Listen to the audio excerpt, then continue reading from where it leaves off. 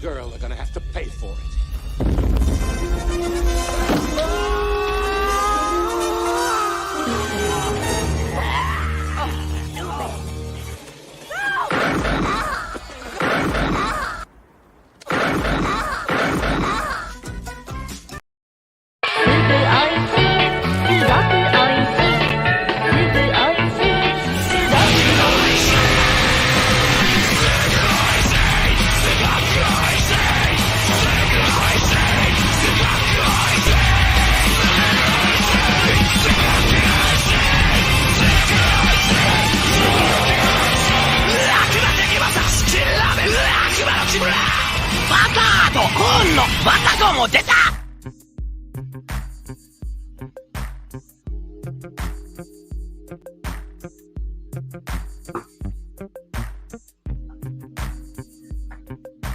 Seems really loud for some reason.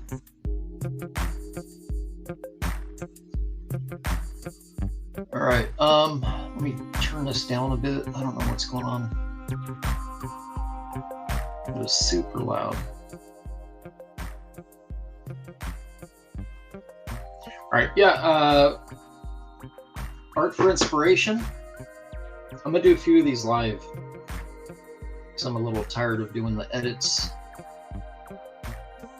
Let's see what's up. Of course, I'm going to be ignoring the chat for most of this, but anyone who's here, what's up, Mike, Andy, Duck Bacon, Pedro, Maycock, what's up? All right, guys, I'm going to go ahead and flip this around here. Hopefully, feeding the ducks isn't crazy loud, but seems loud to me. This thing will load. There we go. All right, so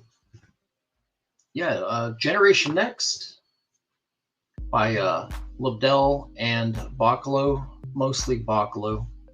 I think like a lot of the 90s artists who put serious ownage on the page, a lot of it was entrusted with the storytelling aspect to Chris. And I think word balloons were filled by Lobdell. That's about probably where he started and ends with it. This was a 4-issue series during the Age of Apocalypse run of books, as you see right here. Generation X, I think, what was it, issue number 4, they were already ramping up the entire X-Men universe for Age of Apocalypse when this originally launched with that chromium wraparound and all that. Holy crap, this is really loud in my ears. I don't know what's going on. Okay, might be my own personal control on that.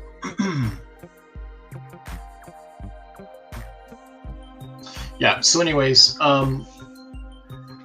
they knock out the first 4 issues of Generation X, and then I think a lot of people were not really ready for this.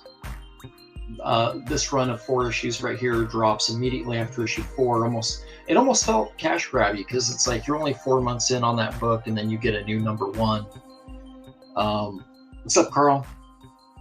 So, anywho, turn this down to. I always have to check to make sure it's not roboting. So anywho, right here I got issues 1 through 4. I think July of '95 is when he started coming out. So there's issue 1. We got 2. Let's see, we got 3 and 4. I feel like this mutant character here is kind of based on Neil. I'm not really sure. But anyways, yeah, we're just gonna check out the art. We're not examining the story or none of that. And I never fixed this for my sketch section, so here we go. Sweet.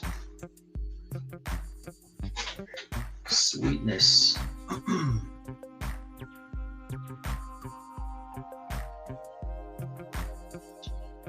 Andy is asking if they ever made a trade of this.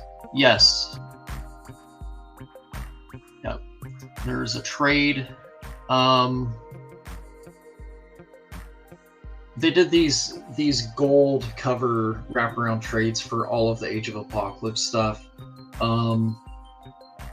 I was not interested in any of them except for the Generation Next books that Bachalo's on. I literally could care less about the rest of it. The Joe Mad books they're okay, you know. Seen some alternate universe stuff, but I feel like it was just sort of unnecessary. They just needed their summer event with the X-Men universe stuff, so started becoming a thing. Hugely competitive with Image Comics at the time. Yes, duck bacon. Yep. Only reason to get any of the Age of Apocalypse stuff was for Bachalo. Yeah, like I said, the Joe Mad stuff was interesting. There was a lot of shortcuts in those books, man. I mean, really, that's kind of where it's at. So let's check this out. So you get to see different versions of characters. Chamber didn't blow his face off in this version of him. Yeah, we'll really just enjoy it. I don't know what the hell's going on with the camera too. It's like really zoomed in, which is bizarre because StreamYard doesn't give you that option. So, anywho, yeah, of course you get to see a lot of the really cool panel design layouts. Bachalo he doesn't do a whole lot of double page spreads, so this is a treat. And of course, going through this book, none of us, when it was coming out, none of us knew any of these characters, what kind of a version of the character it would be, who would be evil, who would be good. You know, it's all the Age of Apocalypse storyline. So, no telling who's aligned with who in it, right? The whole universe had to do with just completely different mutants ruling the earth. So I did always really enjoy this. Colossus is my favorite X-Men character, so I always thought Colossus should be the leader. It's like they always try to pigeonhole him as the tank, and it's like he's actually like super smart and he's an artist. So yeah, really cool shot right here too. What's up, Amanda? Yeah, I think I saw this original for sale on eBay at one point. I'm pretty sure it was this page here. Oh, also, by the way, inks on this were not by Tim Townsend as of yet, or Richard Friend. It was Mark Buckingham as inker on this, and then you all would know him as pretty much Bachalo adjacent style-wise. I think what happens is you ink someone for so long, you kind of acquire a lot of their style, a lot of the noodling. Buckingham did a lot of the artwork on Ghost Rider 2099, and then some other stuff as well over at Vertigo. So yeah, this stuff's super cool. But yeah, the trades of this, you can get a gold edition. It's probably going to be a $10 book. The Generation Next trade. Most of those trades, in my opinion, they shouldn't run more than $10. There is a Age of Apocalypse.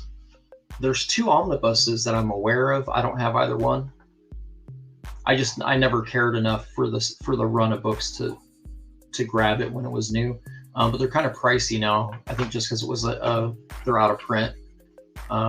Marvel's notorious for taking them out of print and then bringing them back 2 or 3 years later. Like we'll be seeing this year, 2024. They are going to be reprinting the Walter Simonson Thor omnibus. so you don't have to drop $300 on a wrapped minty fresh copy. It should run about 110 on sale, same way the other one did. I really like this. This character's name is Skin. I really like this here. A little more of a Nightcrawler take on the character.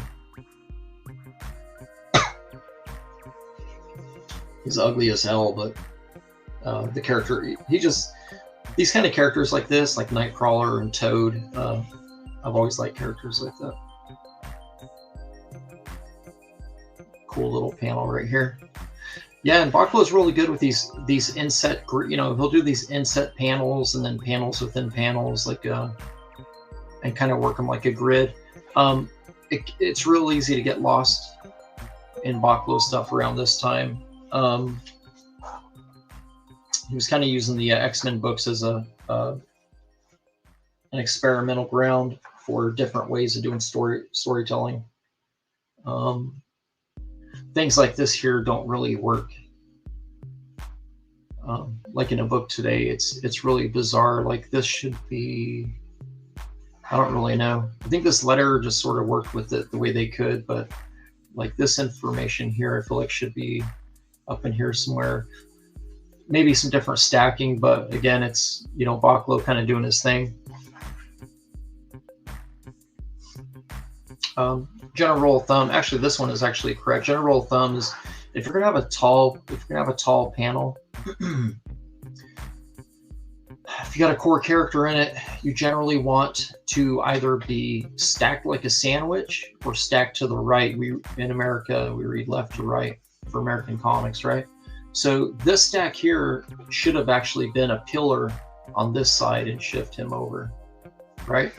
That would be the better method storytelling wise, but he decided to do his own thing. It's a sick panel right here too. I like it a lot.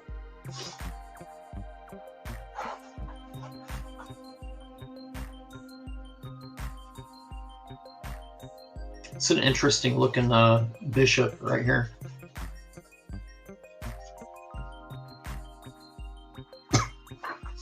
Still trying to kick this cough.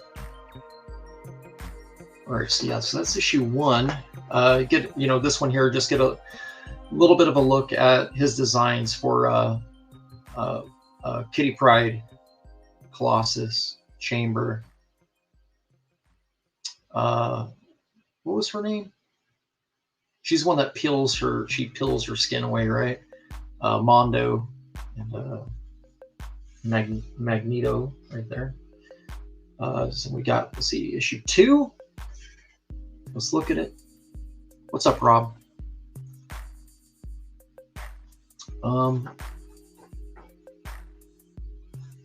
Great layout, and great font right here as well.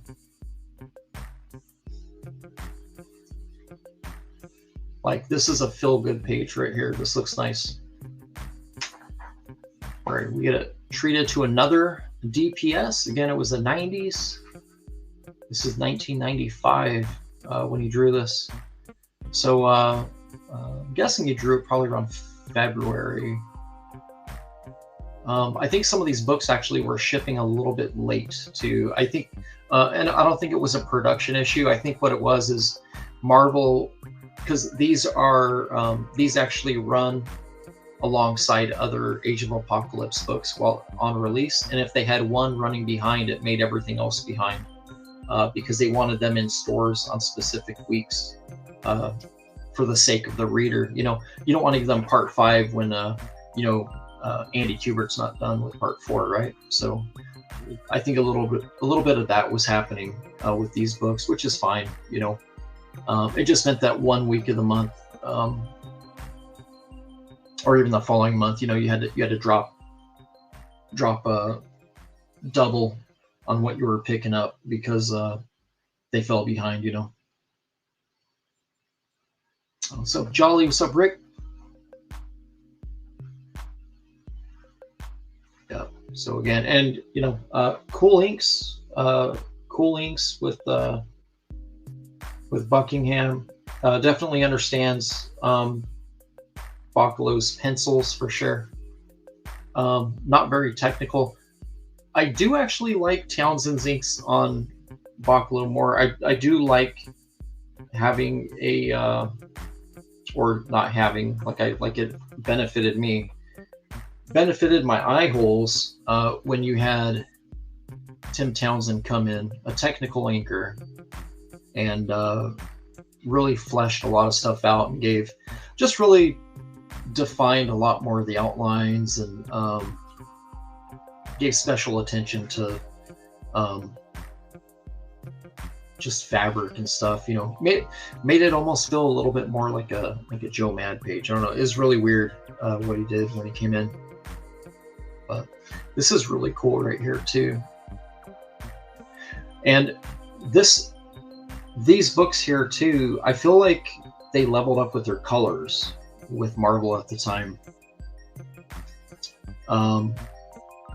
For a while there, man, they had that Ugly Duckling stage with their computer coloring up Marvel.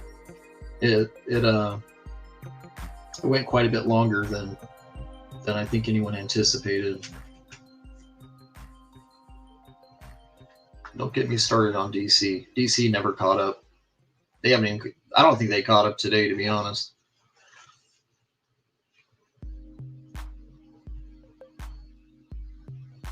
DC colors look good when they hire Marvel artists. That's all I can say. This is a great panel. I love this right here.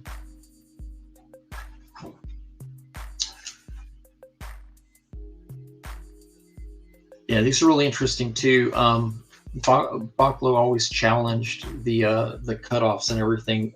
It's really weird. Sometimes on some of these cutoffs, you can see the ink line across, like where it actually trimmed right up against it. It's like he was like really pushing for that, utilizing the entire page. And actually, I think these books here is where I started personally. I started dropping black gutters, which is something I never really did before. And I just think it was really cool to see these white gutters encapsulated just by darkness or by texture that possibly would work into a panel in the background, right? Like he would do things, not that he did it here, but there are some pages that he did, that kind of stuff with it. And you'll notice too, these Marvel books are chock full of these ads. Marvel was selling ads like no one's business. I think it was right before their bankruptcy when they sold everything off to Fox for film. Keep the lights on.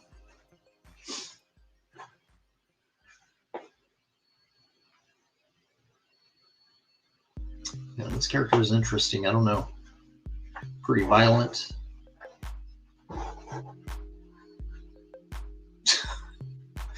Yeah, he's pretty violent. I like seeing this kind of stuff too. Bachaolo, he has this thing where it's almost comical, super exaggerated proportioning in the face, like the nose and the lips and all this stuff. And then this little pea shooter looking gun,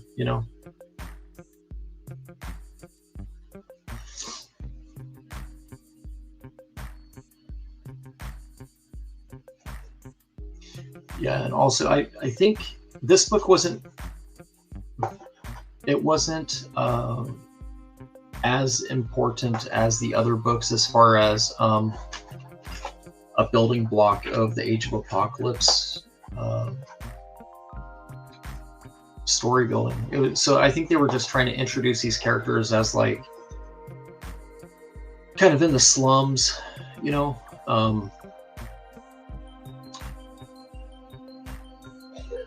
not really top of the totem pole with any of them. This is a really cool shot. I really like what he did with the bricks here. This is sick.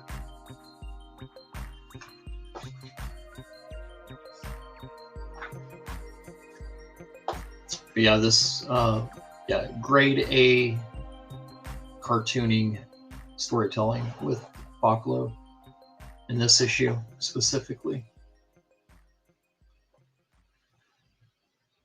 This guy's superpower is to projectile vomit water, I guess. Weird.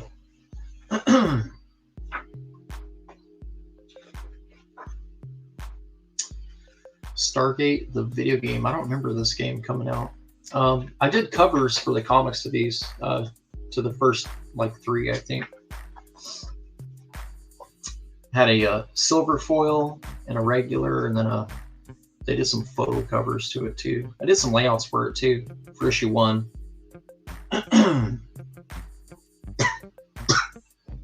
Excuse me, keep coughing. Let's see here. So this is issue 3. That's right, because issue 4 is the Colossus one. Cool layout. Cool layout. Again, awesome opening page. This guy draws pipes. This thing, Bachaolo is one of those artists who, his background elements, he has such a cool way of stylizing certain things, like the pipes, the bricks, the way the light is casting shadows onto other items with texture, and then incorporating portions of it to it's kind of fourth wall breaking in a way, you know.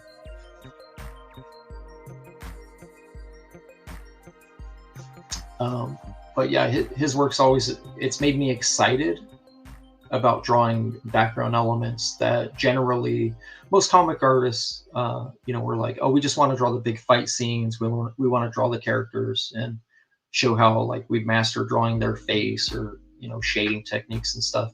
And then backgrounds can feel a little like daunting or sort of off-putting. But his stuff always kind of makes me excited to like draw background stuff.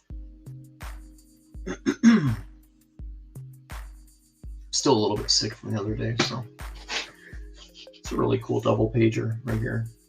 I don't really understand this character. I feel like it should have been an action figure though. Could have been cool. These ads are hella bright, so sorry, it's like very distracting.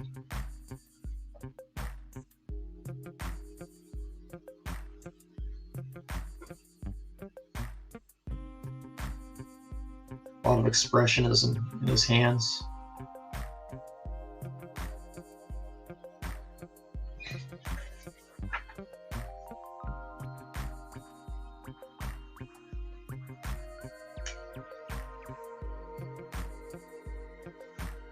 And he shows that you can actually draw, you know, a 13-panel page and make it look cool.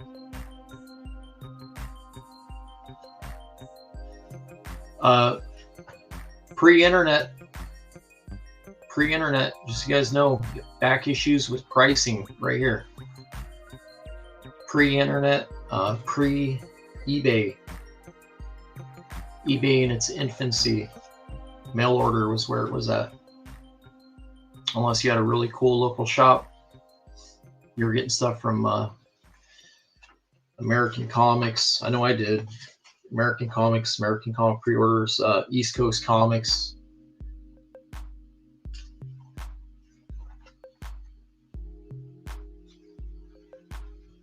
I think Columbia House, BMG, was pretty hot at this time. How you doing, Genuine?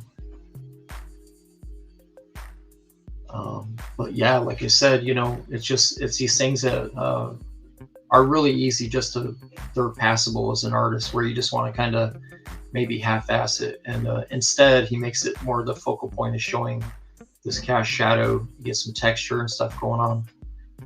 And he had the benefit also, and then here with the bricks, but he did have the benefit of having an inker who understood how to, at the very least, make it look as good as the pencils. I've seen the pencils on some of this stuff, not everything.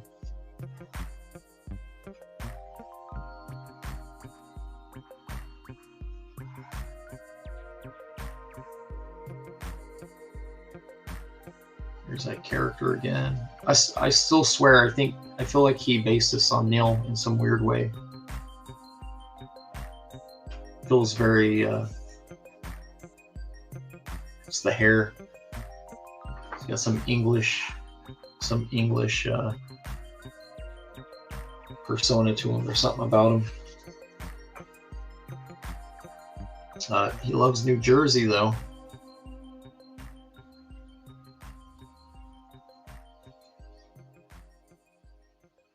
Never noticed he's got a little cactus right there.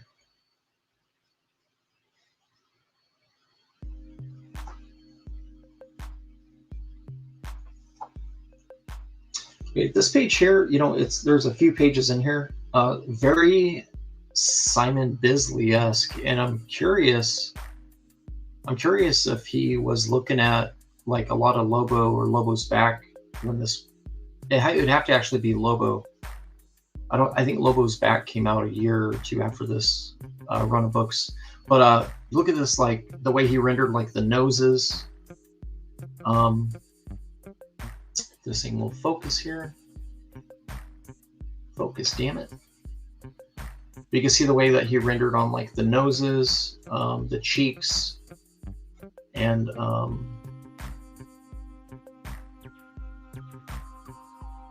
feel like the camera's trying to find a focal point. Very good. Got this old lady here.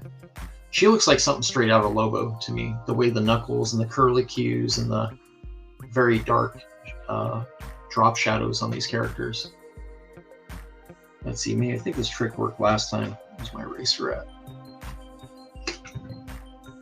Yeah.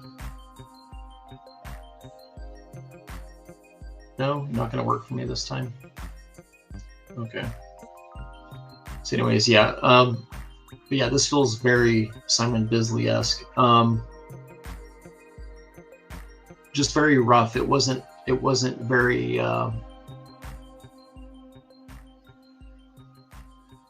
technical, the way that he was kind of leaning.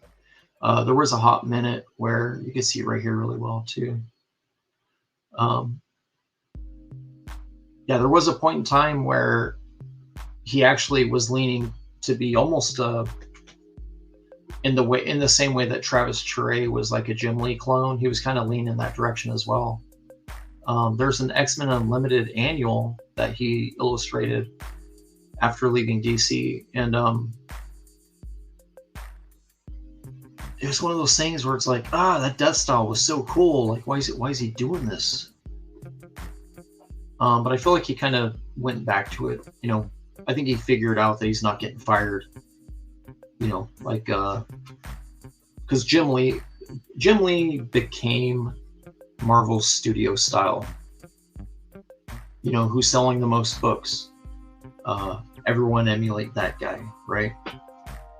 Then you have a lot of the old timers, you know, Herb Trimp, them. They started emulating like Liefeld stuff, and that was just bad news. Because none of them really understood the underdrawing portion of it, so it was just like bad icing on a wet cake. You know what I mean? It was just terrible. There's just certain unique styles. I don't think just because an artist can draw it doesn't mean that they can master another style or do it justice. You know.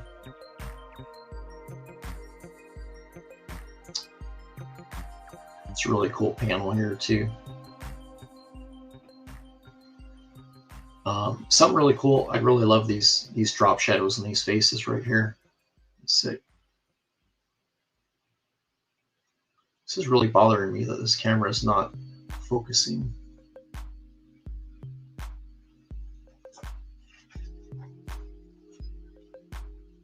All right, so let's see. That's issue 3.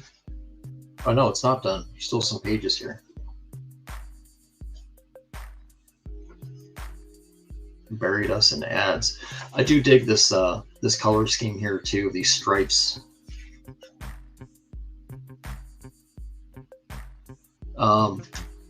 I think this is. No, it's not. This is by ink. This is inked.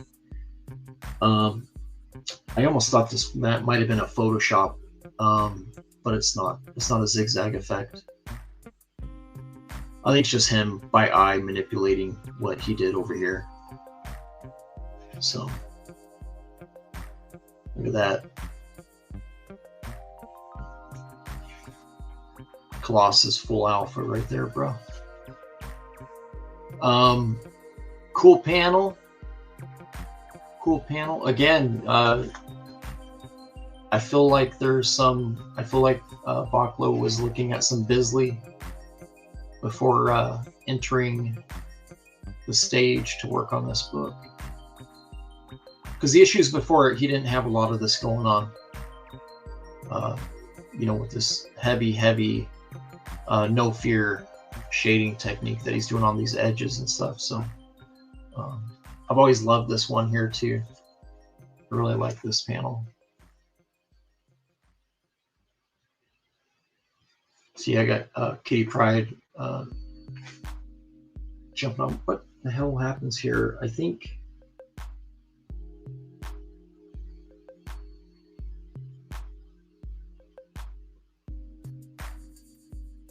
Yeah, I think they give her a weird different power set. It's like where she could make other things go through objects too. I think that's what occurs here.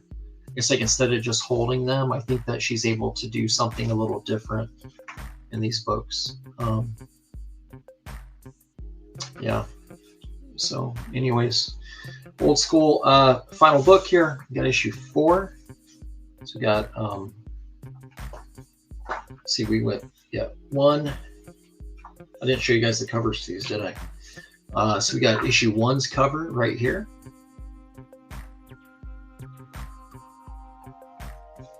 Then we got issue 2's cover right here.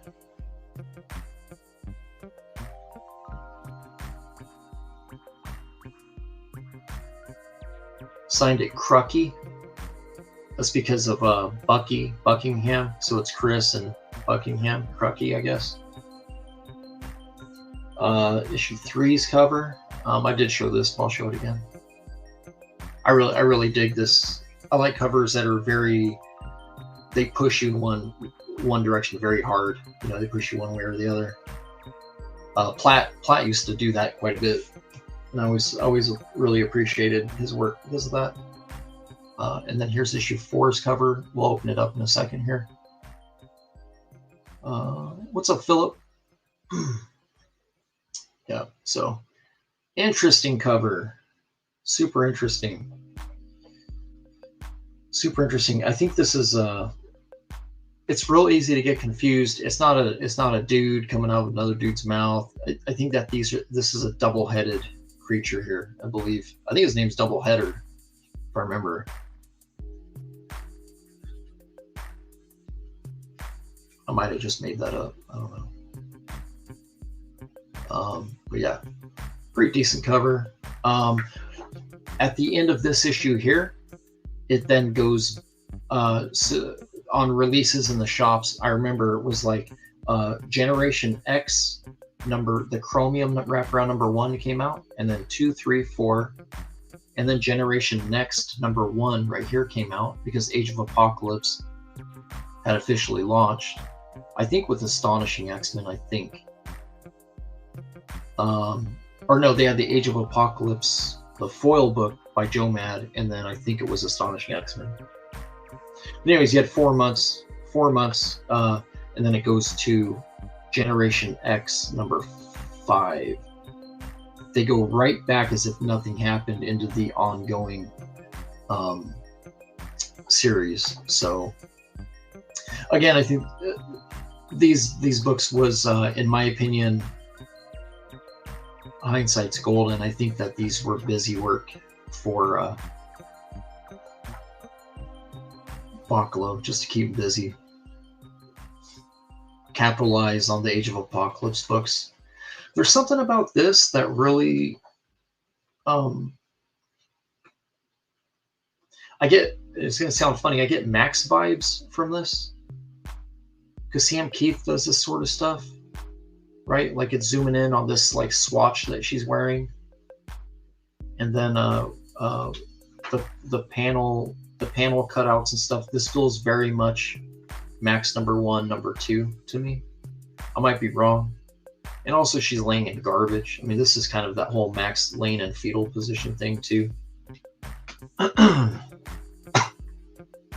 Yeah, so, and again, Bachaolo, in my opinion, more than likely handling the story off a Marvel style script, and then Lobdell doing the text after, and then Mark Buckingham inks. Duck Bacon, wasn't Gen 13 originally Gen X? Yes. And then I don't know what happened, but he had to change it. Yeah, Jim Lee. Yeah, Gen 13. There's actually some posters you could still find in the wild that say Gen X. It was the original Jim Lee poster.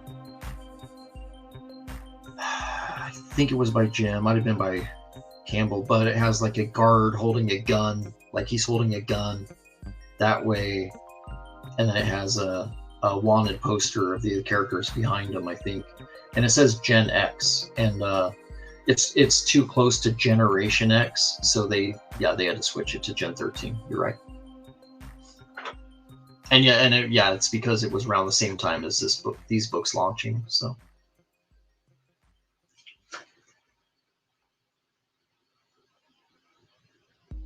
Pretty much at the same time.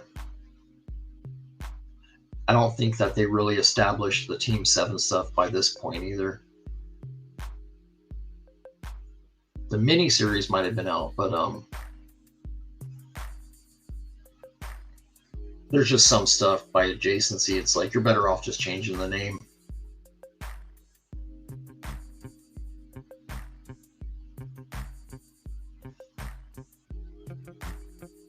Such a sick panel. Love that. All right, here we go. This is a wild double page spread. Probably the best in the series, in my opinion. You get all these mutants.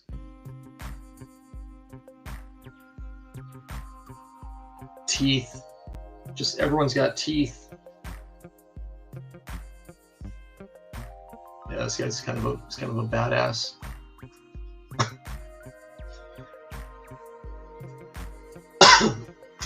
I think Ian Churchill used this character in the Cable books and actually drew him really well, if I remember right.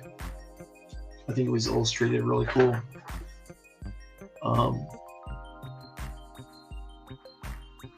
Yeah, no one can draw this stuff. No one can draw this kind of stuff quite like Bachaolo. Bachalo's a master. Yeah, and I'm not seeing too much here either of the stuff, I point out in that issue #1. I'm not seeing a lot of stuff here that's breaking the rules of left to right. What's up, Mark? With the storytelling aspect, there is a little bit here and there, but it's like easily overlooked because it's more like he just puts it there because he needs another focal point to lead the eye.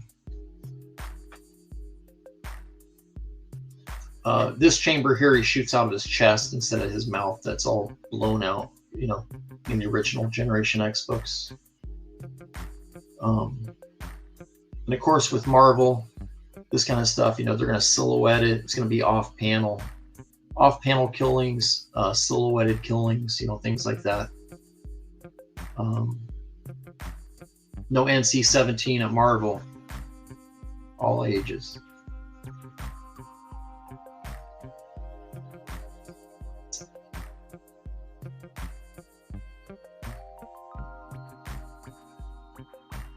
Yeah, really cool aspects. And again, like I said, Bachaolo in this run, he's doing a lot of experimental shit. You don't see this in books. This whole lightning bolt strategy that zips off this way, you don't see this. No one does this. If anyone did, I'd call it out. I'd be like, you're just emulating something completely original. It's almost like I never want to see anyone else try this. It's like wannabe poser shit. Like, just let Chris do his thing and appreciate it, and then find a way to kind of subtly homage it in your own way. But yeah, it's just the way he does it is so cool. But this does completely break so many rules with storytelling. It's like there's certain artists that they get that pass, Like there's certain basketball players that they take 8 steps before passing the ball. You know what I'm saying? Traveling doesn't apply because they're too important to the league.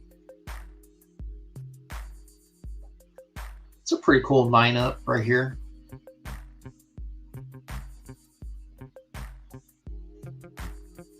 Yeah, I think he closes out this book with he does some cool stuff. I think this is where Mondo turns, becomes more of a hero-esque character.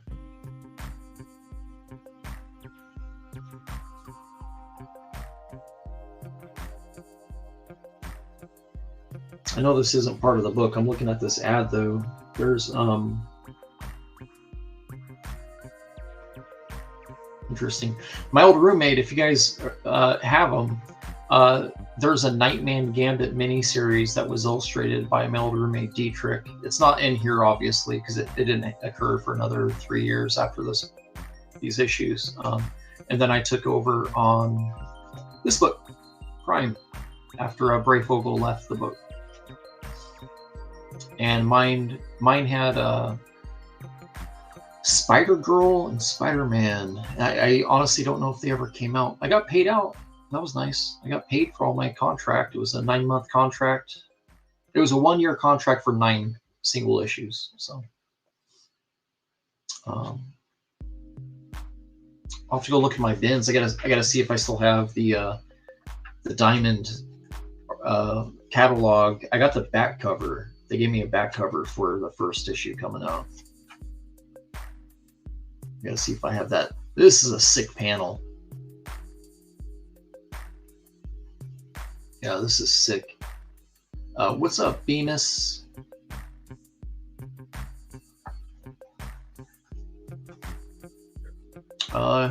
Henry's asking what was Bachaolo's first published work? You'd have to ask Andy Perez. Andy's the Bachaolo super fan. I'm a huge fan, but I'm not like a fan like Andy is.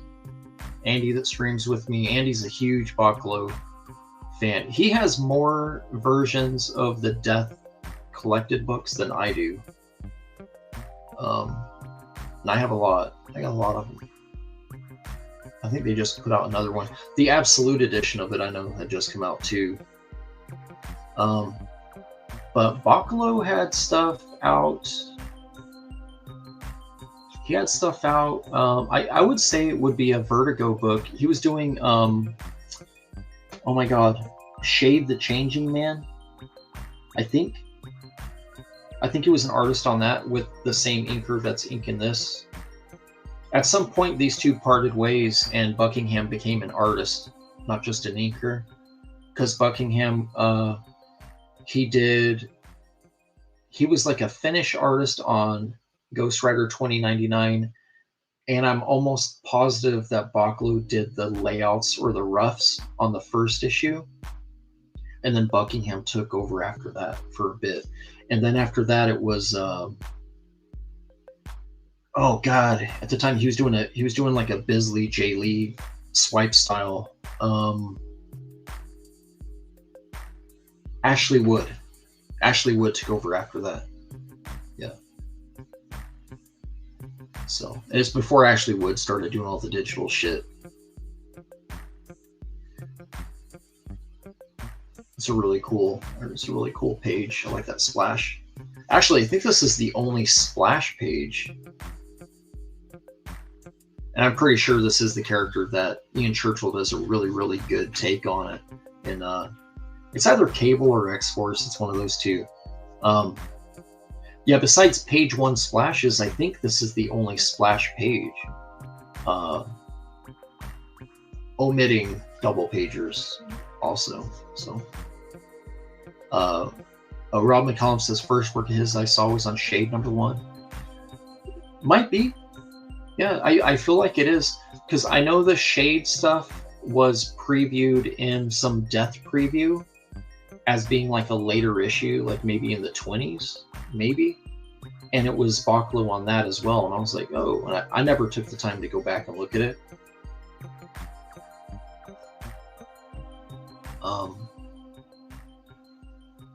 Oh man, these panels get so good, and then it ends. Yeah, these are so cool.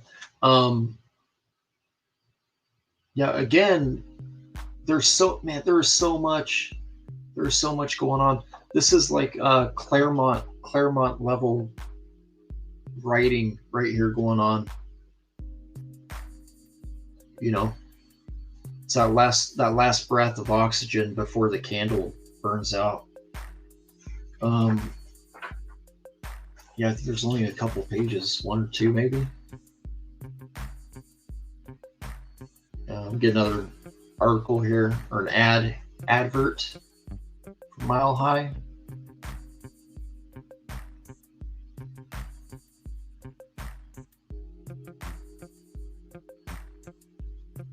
It's a cool design. I like this zipper up. This guy looks like a clown, kind of.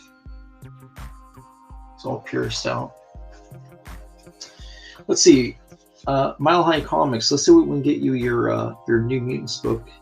Let's see if they're selling New Mutants books here.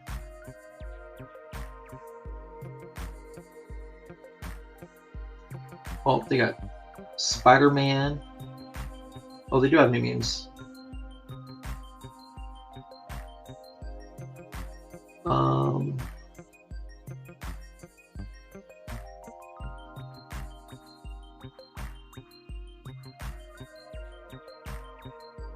You could get the first appearance of Cable for $7, and you could get a first Deadpool for $6, guys.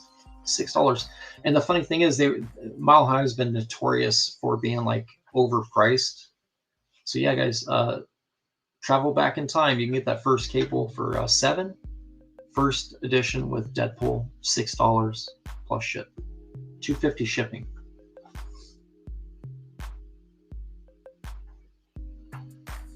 Oh, you know what? I didn't look at that ASM 300. Hold on a second.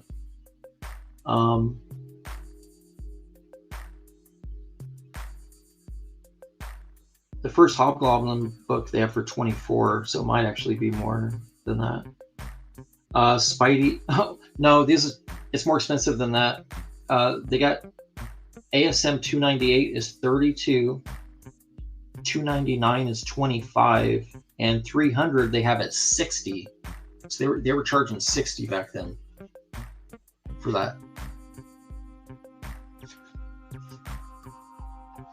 So Venom already had a miniseries when this was out. By the way, that's one reason why. Deadpool at the time was still just it's Spider-Man with guns.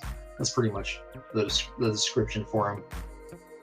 No one gave a shit about Deadpool until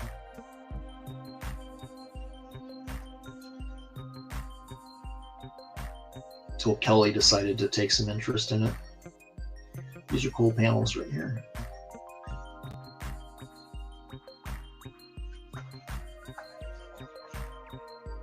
Yeah, as far as like world building and character building, Ed McGuinness and Joe Kelly deserve 100% of the credit for making Deadpool matter.